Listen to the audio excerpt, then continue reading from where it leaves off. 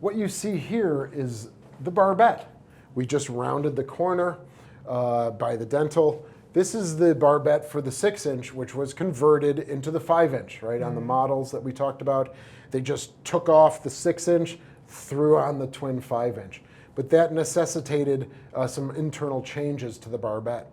And actually, the barbette does not continue to the second deck because they needed that space for officers' staterooms and things. But we have the last intact 6-inch barbette that goes all the way down to the lower handling room in the world. Right? I think on our YouTube channel once I made a mistake and said it was the last intact 6-inch gun totally. And a viewer rightfully said, no, Shane, there's one in Peru at their naval base that's sitting on the ground. So now I say it's the last fully intact barbette turret all the way up. So we're actually going to take a walk in there, and I'll kind of explain what. Great.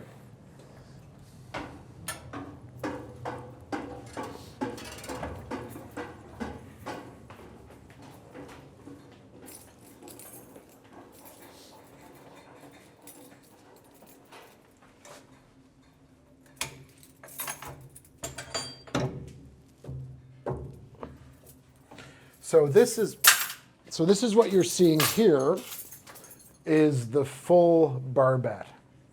All right, we are actually on this space here. We are on the first platform. Unfortunately, we can't go up. We can see the turret from the main deck. You can walk into the back, into the command and control areas here. And maybe we could go down here to the handling room if you'd like to see that.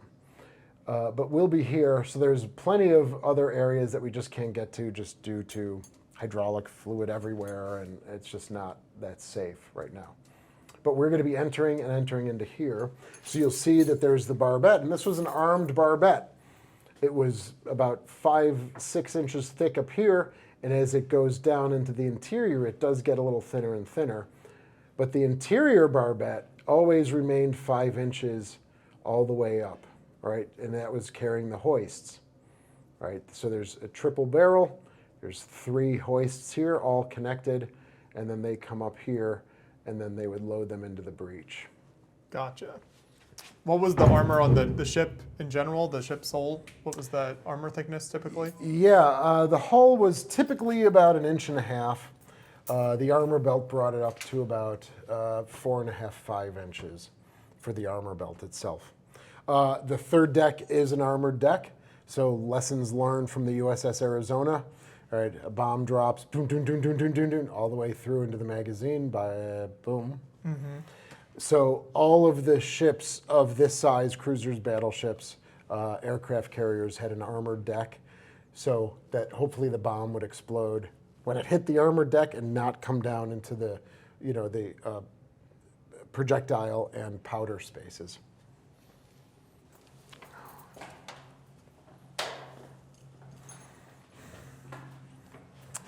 So instantly you're getting, sorry on YouTube, you're not getting it, but instantly you get that smell. Yes. Right, that's all of the hydraulic fluid.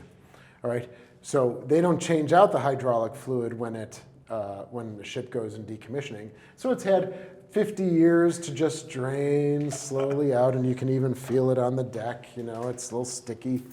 All right, and that's leading up. That ladder there leads up. And I tell you, when I crawled through it for the first time, I came right out of my rubber boots, right? Because they just get stuck. Wow. And then the vacuum suction. But this is the interior barbette, which carries the three hoists all the way up to the turret. And again, this always remained 5 inches thick. While here, now we're down on the first platform, it goes from 5 inches to about this thickness here, right? Mm-hmm. On the outer barbette. All right, so the best way to come down is you have this, you also have this, and then I always just grab this black rubber hose, all right? And then you just kind of slowly guide yourself down. Definitely a little tougher than the other ladders and things. Yes, this is a vertical ladder, you are correct.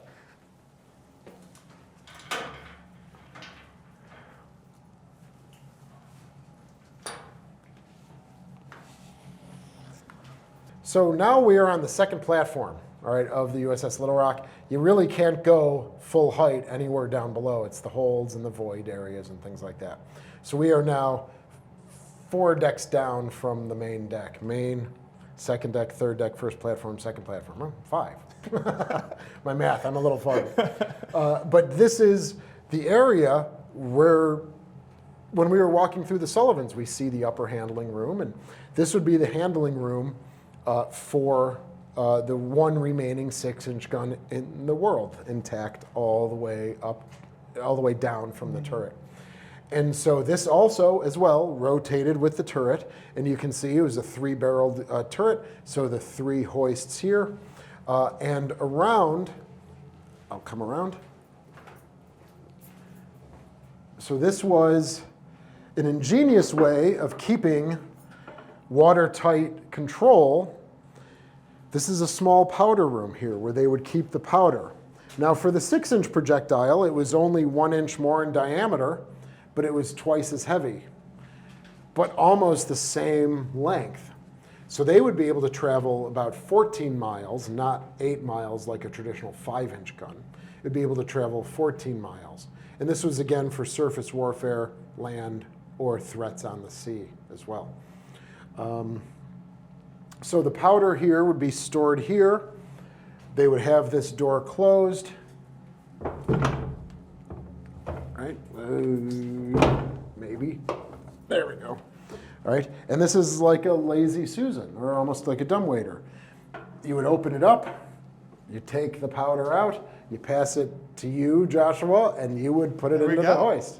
Right? And then you would close it up. The guy who's in there would put another one in there. There's a little bell. All right, it's pass powder, standby, secure. All right, so that would notify the people if they're ready to go or to hold. All right, we're done with the powder. We don't need any more. Hold it, and then they'd be able to come out. That was a very small space. They also had a very small projectile space as well. Most of the projectiles in this turret were stowed above. They had about 900 above on a deck on the 3rd deck. They would carry about another 100 or 150 in here, right? But the largest powder space was through here.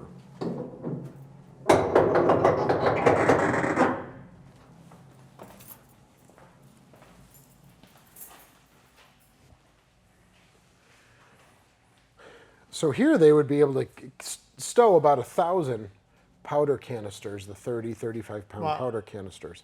Again, that lazy Susan door right through the door that we just walked through, and they also had a second one here as well. So guys would be in here, all right, just putting them in, using the bells, notifying people that were ready to go, and then they would walk it around to the actual hoist, and away they went. So how many men would typically have worked in this space, you know? I would say right off the top, maybe about 9 or so. You know, a few in here, 1 in that powder space that I showed you, 1 in the projectile space, and 3 to 4 guys around there. And then a CPO managing the whole space, and then who reports directly to the gunnery officer. So while the guns were firing up there, was this how loud and hot, and kind of what were the conditions like down here? Was it really bad, or was it not as noticeable when you were so far away from the gun firing? Yeah, I think it's a much more of a muted explosion. Okay. You'll still hear it, but from the stories I've told, it's not bad of a space, and you know we would be down below the water line potentially, or very close to the water line. So it would be much more stable. It's not, it's not as rocking as much as it would be up top.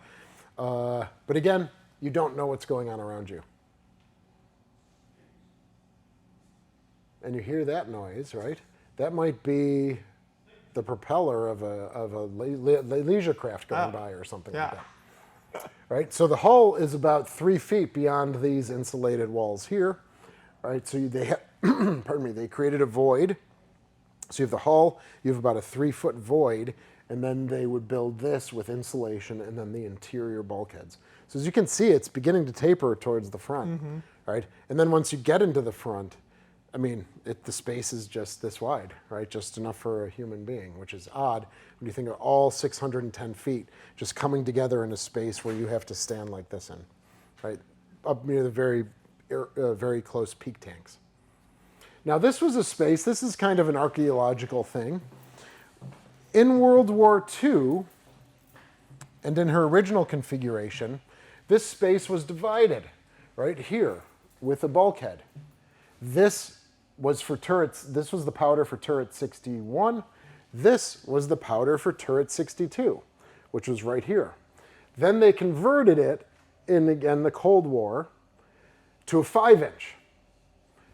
The 5-inch powder is not the same as the 6-inch powder. So they just said, okay, let's cut this out. Let's put all the 6-inch powder here, and we'll put the 5-inch powder across the way on the other side. So this goes from 6-inch, 6-inch, to now all 6-inch. And you can see the doors have been welded. So those doors, just like that with the pass-through, right, we're right here. But now, since you're not passing the powder aft anymore, you're just passing it forward, they just decided to seal up these rooms. And then on the other side again is the twin 5-inch with its own projectiles, its own powder, and they just sealed it off. Yeah. Is the goal to kind of always have as many sealed, secure compartments as possible? So would that have been sort of a safety idea of, if we can close that up, yes, it just helps with overall security? Yes, absolutely. For watertight, water control. There's a door there and a door there, and yeah, you would not want, if you have a door that's unused, you just take it out and seal it. Mm-hmm. Absolutely.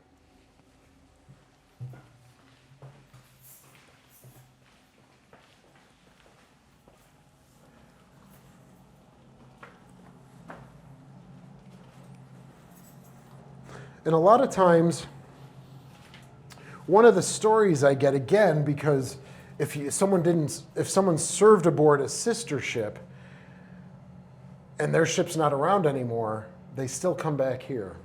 And there's a very unfortunate story of a guy who reached out to me maybe 8 months ago, and he says, Shane, well, he didn't call me my name, he didn't know it, but he said, I want to come down to this space.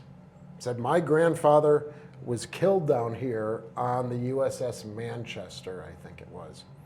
So I said, okay, well, that's okay, right? You want to see a place where your grandfather was killed. You can't go visit it anywhere else. And so he wanted that experience of being in the space, mm-hmm. right? And unfortunately, it wasn't a wartime casualty. He tells the story of that after the war, he survived the war on the USS Manchester, and after the war, he brought his wife down here to show her what he did during World War II. And they had the hoists on, and his arm got caught. It severed his arm, and you know how low we are, and he just bled out and died. My. I know, right? Wow. He survives the war, and he's down here showing his wife. The kids are up top or something like that, which eventually then becomes this son, right, of his kid. And I guess he was like, oh yeah, look, honey, and he just, unfortunately, they didn't have the time to keep him alive back then. So it was very important for him to come down here and see that space and to see what his grandfather saw during the war and what led to his unfortunate passing. Mm-hmm. So that's one of the real kicks about working here is hearing just thousands of stories, right?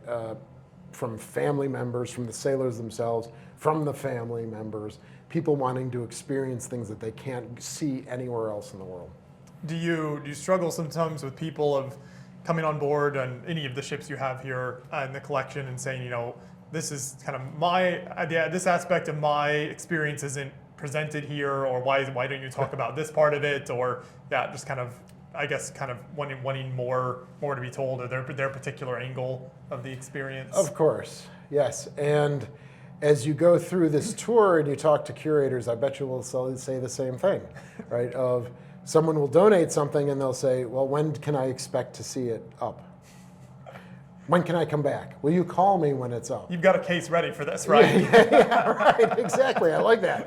Yeah, it's right here. Look how beautiful. I can envision it right here. So At first, when I first started in this industry, I was a little upset. I was like, how do I adjust this? But now I'm like, no, sorry, it's not going up now, right? And I used an example of any other museum.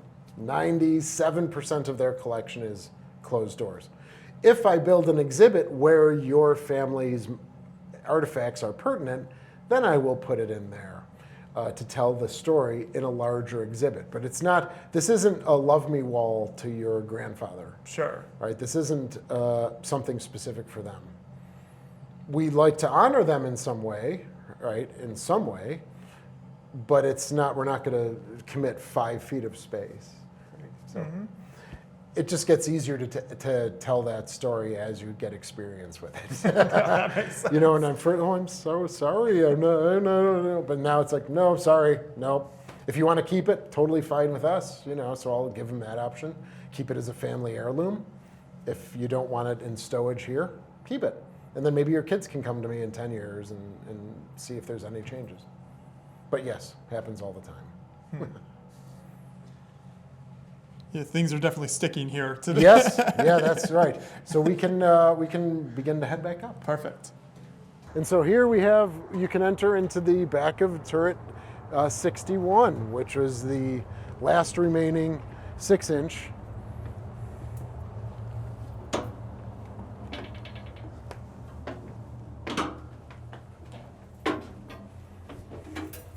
So here you'll see kind of the command spaces here. All right, so the officers would be back here. The hoist, right, that I showed you all the way down below, eventually comes up right to here. And unfortunately for the guys on board, this was still a manually loading gun. Once you got to an 8-inch, like on the heavy cruisers, it was automatically loaded. But here, the guys had to take the powder out, take the projectiles out, and then load it manually into the breeches, and then fire off. So how many guys operated this? I think for the whole way down where we were earlier in the video, all the way up, there's about 50 guys in here. Yeah, just in crazy operation Yeah. to run all of that. Because you need to have guys on every deck going all the way down. And as mentioned, I climbed up it a few years ago, right from the bottom all the way up to here, and I peeked my head out over there. And I'd love to get it on the tour route, but as of right now, it's just not tenable right now. Are there spaces like that throughout the ship where you're always trying to keep in mind, like maybe we could add this to the tour route, or you're trying to convert them into something that's more public facing? Is that an ongoing? Yes, it is. What we can see how the tour is already kind of a little confusing for people. So I really have to work hard to make sure that the wayfinding is working in each spot. Because if we're going to add more, that just means more complex passageways and getting people back to the original tour route. So that's something we're always thinking about. So this gun was, they always, again, didn't fire in anger, but they would do training, target practice, things like that here. And I can't tell you how many shells they fired. People ask me, I don't know, how many do they fire in their service life? Well, from World War II, because this again is original World War II, who knows? 4,000 rounds, 5,000 rounds? I have no idea. I just don't know. But the one of the periscopes still works, so let's see.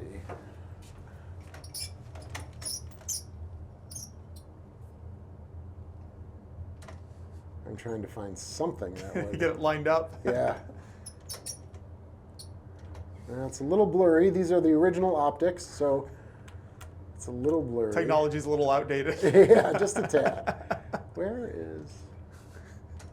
Oh well, but you can look through there and actually see the crosshairs and things. Yeah, there you go. Did thinking of like how many shells they fired, was that part of a ship's records typically after a battle or something? It was like, we expended this many shells. Yes. Or was that something they tried to keep track of? Yes. So that was in the war records of the USS the Sullivans. When they got into an action, they had an after-action report that the CO would have to submit all the way up to Nimitz and then all the way to Washington. So they would say, yes, we expended 35 5-inch shells, roughly 450 rounds of 20 millimeter, roughly 170 rounds of 40 millimeters. But yeah, if those records weren't created here, they would say when they would do training, the captain wrote, he had to report every year. He had to write a pretty extensive report to Navy brass. And then he would say, oh, target practice on these days, but he might not list how many shells were actually fired or how many projectiles were actually fired.